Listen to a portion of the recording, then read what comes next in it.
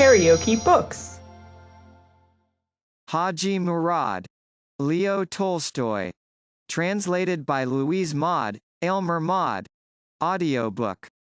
Chapter 11. On the 5th day of Hadji Mourad's stay in Tiflis, Loris Melikov, the viceroy's aide-de-camp, came to see him at the latter's command. "My head and my hands are glad to serve the Sirdar," said Hadji Mourad with his usual diplomatic expression, bowing his head and putting his hands to his chest. "Command me," said he, looking amiably into Loris Melikov's face. Loris Melikov sat down in an armchair placed by the table, and Hadji Mourad sank onto a low divan opposite and, resting his hands on his knees, bowed his head and listened attentively to what the other said to him. Loris Melikov, who spoke Tartar fluently, told him that though the prince knew about his past life, he yet wanted to hear the whole story from himself. "Tell it me, and I will write it down and translate it into Russian, and the prince will send it to the emperor." Hadji Mourad remained silent for a while. He never interrupted anyone but always waited to see whether his interlocutor had not something more to say. Then he raised his head, shook back his cap, and smiled the peculiar childlike smile that had captivated Maria Vasilievna. "I can do that," said he, evidently flattered by the thought that his story would be read by the emperor. "Thou must tell me, in Tartar nobody is addressed as you, everything, deliberately from the beginning," said Loris Melikov, drawing a notebook from his pocket. "I can do that, only there is much, very much, to tell. Many events have happened," said Hadji Mourad. "If thou canst not do it all in one day, thou wilt finish it another time," said Loris Melikov. "Shall I begin at the beginning?" "Yes, at the very beginning, where thou wast born and where thou didst live." Hadji Mourad's head sank and he sat in that position for a long time. Then he took a stick that lay beside the divan, drew a little knife with an ivory gold inlaid handle, sharp as a razor, from under his dagger, and started whittling the stick with it and speaking at the same time. "Right. Born in Selmes, a small owl, the size of an ass's head, as we in the mountains say," he began. "Not far from it, about 2 cannon shots, lies Kunsak, where the Khans lived. Our family was closely connected with them. My mother, when my eldest brother Osman was born, nursed the eldest Khan, Abu Nutsal Khan. Then she nursed the second son of the Khan, Uma Khan, and reared him. But Akhmet, my second brother, died, and when I was born and the Khancha bore Bulik Khan, my mother would not go as wet nurse again. My father ordered her to, but she would not. She said, 'I should again kill my own son, and I will not go.' Then my father, who was passionate, struck her with a dagger and would have killed her had they not rescued her from him. So she did not give me up, and later on she composed a song, but I need not tell that." "Yes, you must tell everything." "It is necessary," said Loris Melikov. Hadji Mourad grew thoughtful. He remembered how his mother had laid him to sleep beside her under a fur coat on the roof of the Saklia, and he had asked her to show him the place in her side where the scar of her wound was still visible. He repeated the song, which he remembered. "My white bosom was pierced by the blade of bright steel. But I laid my bright son, my dear boy, close upon it, till his body was bathed in the stream of my blood. And the wound healed without aid of herbs or of grass. As I feared not death, so my boy will ne'er fear it. My mother is now in Shamil's hands," he added, "and she must be rescued." He remembered the fountain below the hill, when holding on to his mother's sarovary, loose Turkish trousers, he had gone with her for water. He remembered how she had shaved his head for the first time, and how the reflection of his round bluish head in the shining brass vessel that hung on the wall had astonished him. He remembered a lean dog that had licked his face. He remembered the strange smell of the lepeshki, a kind of flat cake, his mother had given him, a smell of smoke and of sour milk. He remembered how his mother had carried him in a basket on her back to visit his grandfather at the farmstead. He remembered his wrinkled grandfather with his gray hairs, and how he had hammered silver with his sinewy hands.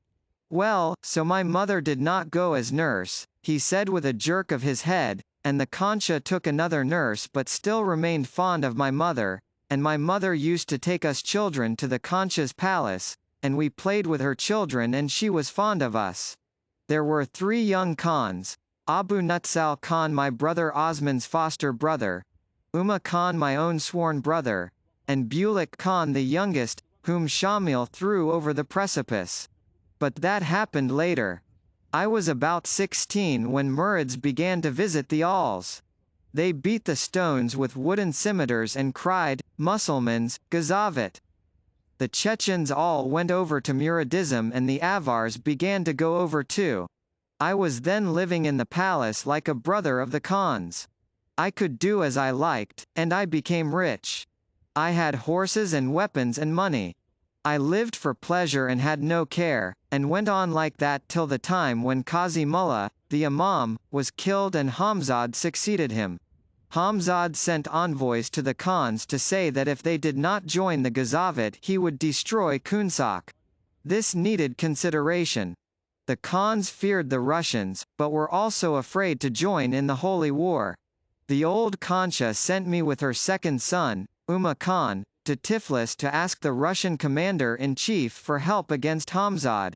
The commander-in-chief at Tiflis was Baron Rosen. He did not receive either me or Uma Khan. He sent word that he would help us, but did nothing. Only his officers came riding to us and played cards with Uma Khan. They made him drunk with wine and took him to bad places, and he lost all he had to them at cards. His body was as strong as a bull's and he was as brave as a lion, but his soul was weak as water. He would have gambled away his last horses and weapons if I had not made him come away. After visiting Tiflis my ideas changed and I advised the old Khancha and the Khans to join the Ghazavit. What made you change your mind? Asked Loris Melikov. Were you not pleased with the Russians? Hadji Mourad paused. No, I was not pleased, he answered decidedly, closing his eyes. And there was also another reason why I wished to join the Ghazavit. What was that? Why, near Selmes the Khan and I encountered 3 Mourads, 2 of whom escaped but the third one I shot with my pistol. He was still alive when I approached to take his weapons. He looked up at me, and said, "Thou has killed me, I am happy. But thou art a Mussulman, young and strong. Join the Ghazavit. God wills it." And did you join it? I did not, but it made me think, said Haji Mourad, and he went on with his tale.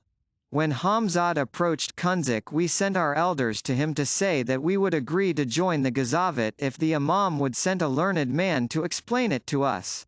Hamzad had our elders' mustaches shaved off, their nostrils pierced, and cakes hung to their noses, and in that condition he sent them back to us. The elders brought word that Hamzad was ready to send a sheikh to teach us the Ghazavit, but only if the Khancha sent him her youngest son as a hostage. She took him at his word and sent her youngest son, Bulik Khan. Hamzad received him well and sent to invite the 2 elder brothers also. He sent word that he wished to serve the Khans as his father had served their father. The Khancha was a weak, stupid, and conceited woman, as all women are when they are not under control. She was afraid to send away both sons and sent only Uma Khan. I went with him. We were met by Mourads about a mile before we arrived and they sang and shot and caracoled around us, and when we drew near, Hamzad came out of his tent and went up to Uma Khan's stirrup and received him as a Khan. He said, "I have not done any harm to thy family and do not wish to do any. Only do not kill me and do not prevent my bringing the people over to the Ghazavit, and I will serve you with my whole army as my father served your father. Let me live in your house and I will help you with my advice, and you shall do as you like." Uma Khan was slow of speech. He did not know how to reply and remained silent. Then I said that if this was so, let Hamzad come to Kunsak and the Khancha and the Khans would receive him with honor. But I was not allowed to finish, and here I first encountered Shamil, who was beside the Imam. He said to me, "Thou hast not been asked." It was the Khan. I was silent, and Hamzad led Khan into his tent. Afterwards Hamzad called me and ordered me to go to Kunzik with his envoys. I went. The envoys began persuading the Khanshah to send her eldest son also to Hamzad. I saw there was treachery and told her not to send him, but a woman has as much sense in her head as an egg has hair. She ordered her son to go. Abu Nutsal Khan did not wish to. Then she said, I see thou art afraid. Like a bee she knew where to sting him most painfully. Abu Nutsal Khan flushed and did not speak to her any more, but ordered his horse to be saddled. I went with him. Hamzad met us with even greater honor than he had shown Khan. He himself rode out 2 rifle-shot lengths down the hill to meet us. A large party of horsemen with their banners followed him, and they too sang, shot, and caracoled. When we reached the camp, Hamzad led the Khan into his tent and I remained with the horses. I was some way down the hiss when I heard shots fired in Hamzad's tent.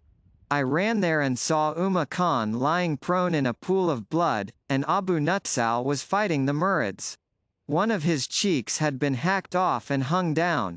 He supported it with one hand and with the other stabbed with his dagger at all who came near him. I saw him strike down Hamzad's brother and aim a blow at another man, but then the Mourids fired at him and he fell. Hadji Mourad stopped and his sunburnt face flushed a dark red and his eyes became bloodshot. I was seized with fear and ran away. Really? I thought thou never wast afraid, said Loris Melikov. Never after that. Since then I have always remembered that shame, and when I recalled it I feared nothing. KaraokeBooks.